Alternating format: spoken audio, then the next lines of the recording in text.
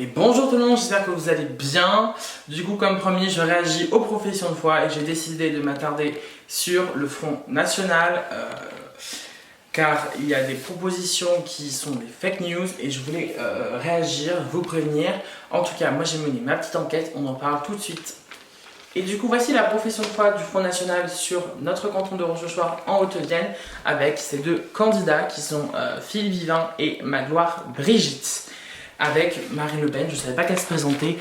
Sur notre canton, on en apprend tous les jours. Et du coup, je vais réagir à leur petit encadré sur les migrants, la prise en charge, le saviez-vous. J'aurais plutôt mis hashtag fake news.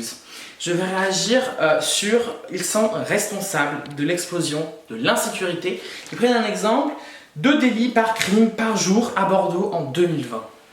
Bon, j'ai pas retrouvé cette donnée. Si le Front National passe par là, qui n'hésitent pas à réagir et à m'envoyer leurs documents. En tout cas, des délits, des crimes, c'est pas pareil.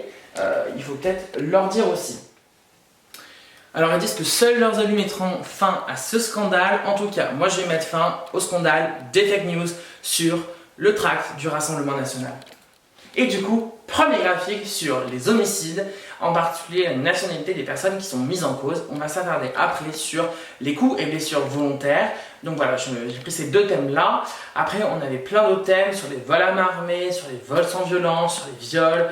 En tout cas, voilà, moi je pense que la violence se résume surtout à ces deux catégories qui étaient les plus importantes et les plus détaillées dans ce rapport, qui est retrouvable bien sûr sur le site du ministère de l'Intérieur. Moi en tout cas, je cite mes sources contrairement à certains. Donc dans ce article, on voit que 81% des personnes qui sont mises en cause sont de nationalité française, 9% sont de nationalité africaine, 5% sont membres de l'Union européenne, 2% ne sont pas membres de l'Union mais sont en Europe, puis 2% viennent d'Asie et 1% d'un autre continent sur Terre. Donc ça me semblait intéressant. Voilà, de voir un peu les nationalités des personnes qui étaient mises en cause. Donc, deuxième graphique, c'est une courbe qui montre en fin de compte l'évolution des homicides en fonction des années. Donc nous, on va s'intéresser plutôt à la fin du graphique, à partir de 2015. Voilà, nous avons après 2008, où il y avait eu beaucoup d'homicides, mais on voyait la nette baisse et une stabilisation. Bon, je suis désolé, moi je vois pas l'exponentielle, j'ai fait une terminale scientifique, j'ai fait des maths, je vois pas d'exponentielle sur cette courbe. Moi je vois une courbe en tout cas qui reste assez stable, qui diminue, qui augmente. Il n'y a pas d'explosion de la violence, alors il y a bien deux courbes, il y a une courbe bleue sur la totalité des homicides et une courbe orange hors terrorisme, car vous savez la France a subi de nombreux attentats et les données ont été différenciées à partir de 2015. Donc voilà, il n'y a pas d'explosion de la violence en France aujourd'hui en 2020. En 2021, je pense que les chiffres seront aux alentours de 800-900. Donc voilà, je ne vois pas l'explosion dont le Rassemblement National nous parle. Je vous mets ici un petit texte qui résume en tout cas ce que je viens de dire, qui est écrit dans le rapport. Et je tiens à préciser aussi que donc voilà, 80% sont de nationalité française, 19% de nationalité étrangère, que 7% sont des mineurs français et 2% sont des mineurs étrangers. Et il faut aussi voir que les auteurs présumés sont majoritairement d'origine française, ont entre 30 et 49 ans et sont sans profession, ils sont des hommes.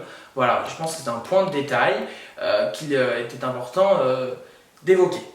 On passe maintenant aux coups et violences volontaires. Donc un graphique qui nous montre l'évolution, quand ça monte, ça augmente, quand ça baisse, ça descend.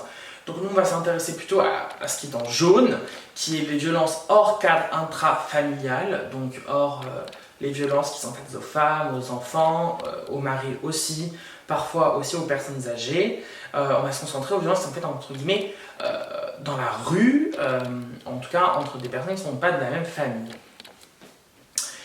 Donc on voit sur ce graphique une baisse depuis 2017, en tout cas une augmentation qui diminue, on va dire ça comme ça. Il n'y a pas d'explosion, en 2020 elle baisse très nettement, mais aussi un peu dû au contexte sanitaire. avec les nombreux confinements qui ont empêché les gens de se déplacer et donc de rentrer en contact. Mais je pense qu'il était aussi important de parler de ce graphique-là. Et du coup, je vous ai mis le même graphique pour les mises en cause, pour les coups et blessures volontaires.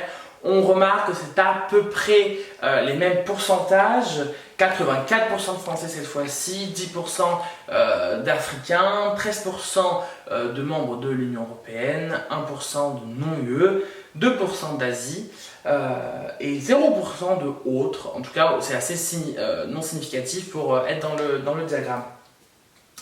Et voilà, la petite phrase du rapport, la plupart sont de nationalité française, et 16% des mises en cause sont d'origine étrangère. Donc la violence n'augmente pas comme nous prétend le Front National, essaie de nous faire croire qu'il y a une vague de violence qui arrive, qui est en train depuis des années d'augmenter. En tout cas, les chiffres parlent d'eux-mêmes. Les homicides et les coups et blessures volontaires diminuent, voire se stabilisent, mais il n'y a pas de courbe exponentielle. En tout cas, pas aujourd'hui. Voilà, comment manipuler des chiffres, manipuler des opinions, des idées pour servir des idées d'extrême droite. C'est ce que je voulais démontrer dans cette vidéo. Voilà, moi ce que je vous invite à faire, c'est que le 20, ne pas voter pour la liste du Rassemblement National. Il n'apporte aucune idée pour notre département. Je vous invite plutôt à voter pour l'une des autres 3 listes qui sont aussi en cours, si je puis dire, dans notre canton, la liste de la relève citoyenne ou la liste des républicains ou bien la liste de l'union de la gauche.